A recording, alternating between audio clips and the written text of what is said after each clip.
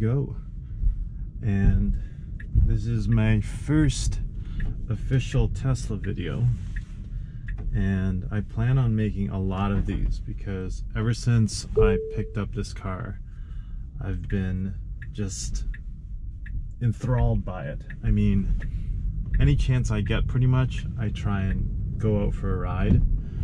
Today's purpose will be seeing how Autopilot fares on this very popular road in Toronto called Danforth. So we're gonna go from Danforth and Midland all the way to Danforth and 401, and just seeing how the Autopilot functions at nighttime on this street. So very excited for this test. And right now we're in version 9.0. 10.0 just got released. Just do a quick fart just for kicks.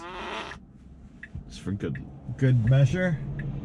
And here we go. As soon as we get here on the Danforth, we're gonna click on Autopilot as soon as it allows me to. There you go. And what we'll do is we'll set it to the max. Hold on a second here. Let's get past this bus first because I don't want it to follow any bus or anything like that. So let's go 55. And let's see how this does at 55. I'm gonna have my hands on, you know, the steering wheel, but I'm not gonna be guiding it.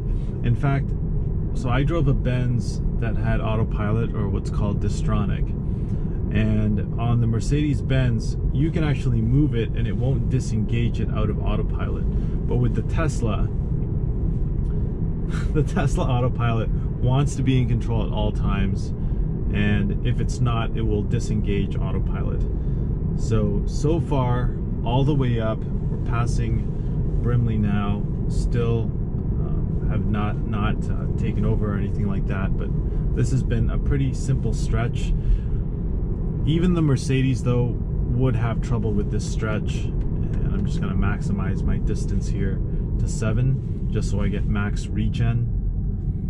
And I love the way this car stops. I mean, on my old Mercedes, it would stop so close to the car, but Tesla really just, man, their Autopilot is next level. So how is it gonna do with this island here? See, with that island there, my Mercedes gets totally confused and it starts swinging towards that. You have to take over, but with the Autopilot here, no trouble with that. Another intersection coming up. Let's see how it handles this one. No trouble with that. Just incredible technology. And this is my 3rd day driving this car. Look how it just takes this turn so cleanly. And I find now that I'm using Autopilot often, I find that I see what human errors, see the errors of human beings going over lines and stuff, or not being able to take a turn very well. And there's a turn coming up here that is a very sharp turn that even me as a driver, and I've been driving how many years now? I don't know, I've been driving 15 years or something like that.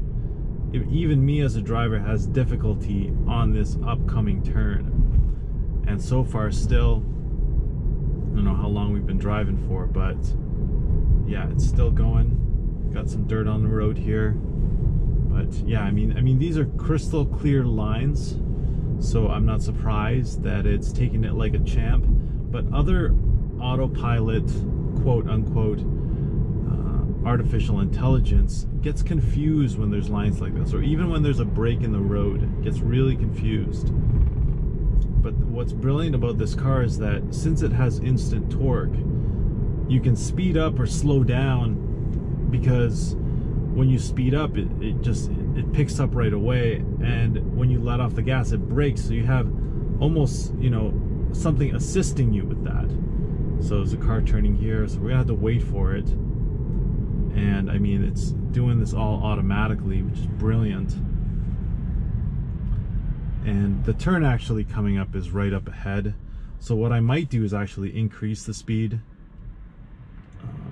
just so when this thing gets out of the way, this is the turn coming up right here. And I hope this car passes me so you can see how sharp a turn this is. And yeah, so see that car braking hard. And here we go. Wow. Oh my goodness. That was the test turn, because even human beings have trouble with that turn. It's a sharp turn. It's tough to time your speed, and it's quite sharp for going 60 kilometers an hour. So that was brilliant. That was absolutely brilliant. And there's a few other turns here coming up. What I wish Autopilot did do was somehow detect little things. Okay, this is a tricky one. Oh, okay, yeah, that was a tough one. So I had to take over because I'm not sure what it was going to do there. The steering wheel was kind of going wonky a little bit, and that's when you know that Autopilot's getting a little confused in intersections like that where the turn isn't so predictable. I'd hope that by now, you know, Autopilot 2, this has 3.0 hardware. I'd hope by now that it could take those, that it could predict it, that the camera algorithms could know what that's done, because I'm sure a lot of Teslas have driven through that intersection. That intersection hasn't changed. But the fact that it's a windy type of intersection, I think that's where it gets confused, and that's where the next level of Autopilot with full self-driving, you know, is going to have to really step it up.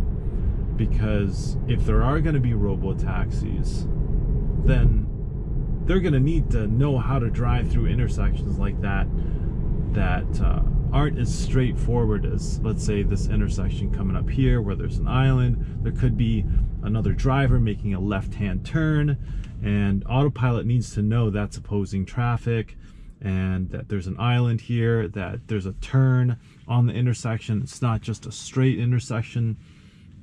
But very impressive. It's taken us pretty much all the way to the highway almost. And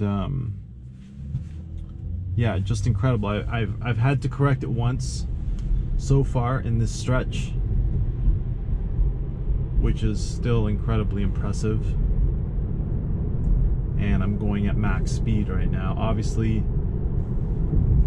human drivers, most of them are going above this max speed, right? Probably going 5 over, 10 over, 15 over, give or take. And even here in Canada, police are pretty lenient with that, unless you're going, you know, 25 over, 30 over, and you're kind of going nuts on the road, you're being reckless. But so far, I guess one last tricky intersection will be the one coming up. And this one's not as difficult as the one on Lawrence, which was on Danforth and Lawrence, but this one's still kind of tricky. So let's see how it handles this.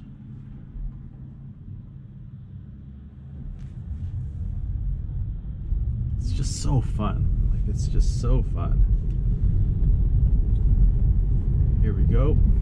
Yeah, actually this one wasn't much of a challenge. Even visually you can see very clear lines, and it probably got tricked on the other one because there was somebody making a left-hand turn, right? So yeah, here we are. We got to the 401. Let's see how it'll take this one. Took this one like a champ. Let's see how it'll take this intersection. Easy peasy for this guy. It's just incredible. I'm still mind blown by what this thing is doing on its own. And there's a motorcycle over there, and on the line earlier I smoked a motorcycle, which is just wild, right? To think about a car beating a motorcycle on the line. So let's find an exit over here. I'm gonna take over just because I think we're good. I think we're good.